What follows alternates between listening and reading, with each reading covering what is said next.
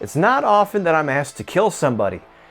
Thankfully, in this case, it's figurative. Melodic, in the comment section of my Where Does Scream VII Go From Here video, asked who I think is going to die in Scream VII.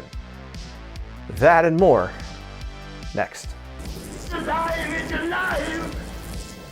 Hey yo, it's bshowbrian. Thank you for checking out the channel. Like, subscribe, hit the notification bell if you like the videos, and on to the task at hand. Who is not going to survive Scream VII? I sound like a wrestling announcer. Who will survive? As legacy franchises go along with more and more installments, the one thing you can be sure of is the rules are going to continue to change for Scream. However, I think I can give this a good go based on what's gone on. I like the core four. I like the idea of 4 survivors fighting against a potential killer or a potential threat. Being there for one another offers a completely different dynamic than we've seen in other movies, where you just have maybe a young character and an older character, or a mentor or a boyfriend, and it's 1 or 2 people going at it. We're heading into the 7th installment. You gotta start killing your darlings at some point. So I'm gonna start with the supporting cast. One thing's for sure in Scream, supporting cast is always on the chopping block. And if I like the core 4, I'm starting there, looking at the supporting cast, you gotta look at Mindy and Chad. Mindy has come super close to death too many times to continue to survive very much longer. I think the subway scene was really good, but how she came back from that, I have no clue. Chad, on the other hand, I think he's kind of flat, and I think maybe he has the least to offer. And let's be honest, this is a female-centric franchise, so sorry, I think Mindy stays, Chad goes, but Mindy is not long for this franchise, I have to say. Wait, did they hook up? No, okay, that changes everything. I completely forgot that I think they hooked up. So yeah, Chad's definitely gonna go. Chad's gonna go. There's no happy endings in horror movies for the lead girl. Chad is 100% dead in Scream VII. All right, talking about supporting characters, one I have to throw out there, Kirby's gotta go. The character was kind of flat in the last movie. It served its purpose as a red herring because she was like a disgraced, disgruntled ex-FBI agent. So it really added to some of the shell game going on and who's got the Red Queen. In this movie, I don't see what usefulness she has other than just people like the character. And I know they like the character and they like the actress, but Kirby really doesn't, I don't think, serve a purpose in the next movie unless they come up with some kind of hook to keep her around. Now that brings us to the next most obvious choice of these movies. In slashers, in Scream specifically, legacy characters are not usually going to be around very long.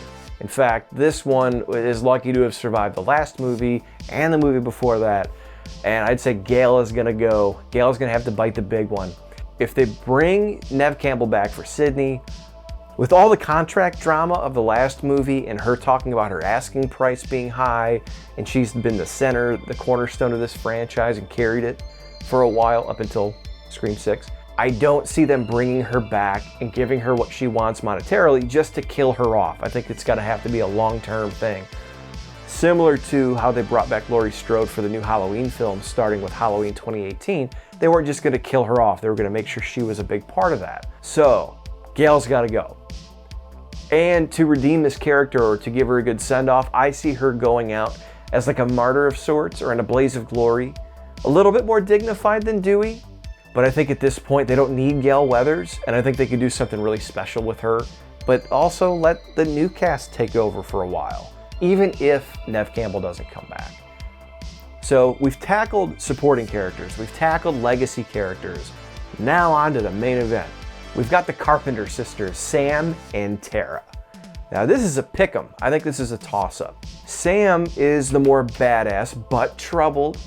Tara is the more vulnerable but the more endearing in a way. You're kind of rooting more for Tara because she's somewhat more innocent in this, where Sam kind of has a checkered past.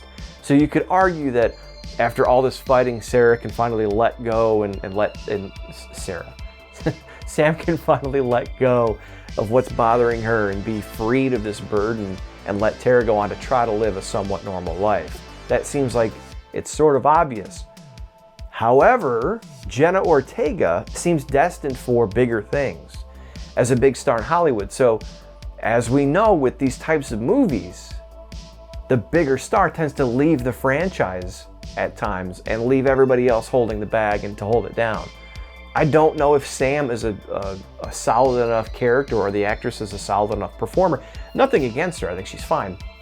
But when you compare her to Jenna Ortega, who is the it girl right now and is very good at what she does, I think you have more longevity with the character of Tara. Although I'm not sure Jenna Ortega is going to be long for this franchise. So if I had to guess, and I didn't write this down, I'm going to decide right now in the moment. I would have to say, with the success of this franchise, if they want to try to continue it, they'll probably keep Tara around. I think Tara's too central to the plot now. I think you could go without Sam. They could continue on together. But I think if you got to choose, I think Sam's going to end up going. Wes Craven said one time that these stories of adolescence and you lose a father, a teacher, a sister, a mother, and all of those things that you learn from and you pull from, finally those are gone and you absorb that and that becomes part of you and you're well-rounded. So now you're a complete person, a character. And I think you could do that with Tara. I don't think you could do that with Sam. So I have to say it, I don't necessarily want to see her go, but if you're going to kill your darlings, you got to go with Sam. So what's the tally? We've got Mindy, we've got Chad, Kirby, Gail, and we've got Sam. Ooh, that's heavy, that's a lot. And then you could set the next one up for Tara, who's either pulled back in, or maybe her and Sydney team up against the next threat. The only odd thing is I don't see how this ever ends, because it can go on forever, it could be anybody, and it could focus on anybody as long as it has something to do with Scream or Stab. So it really is a toss-up, depending on how producers feel about the success of this franchise. It could go on forever, who knows? But Hollywood's calling to some of the leading ladies, and time's a ticking. So those are my thoughts. Hopefully, you guys have your own comments. Leave them below. Who do you think's gonna stay? Who do you think's gonna go? Who do you think should die? And all this fun, happy, weird, morbid shit that most of the people in my normal everyday life don't understand. So I'm bshowbrian. Thanks for checking out the channel. More content's on the way. Like, subscribe, hit the notification bell, and I'll see you next time.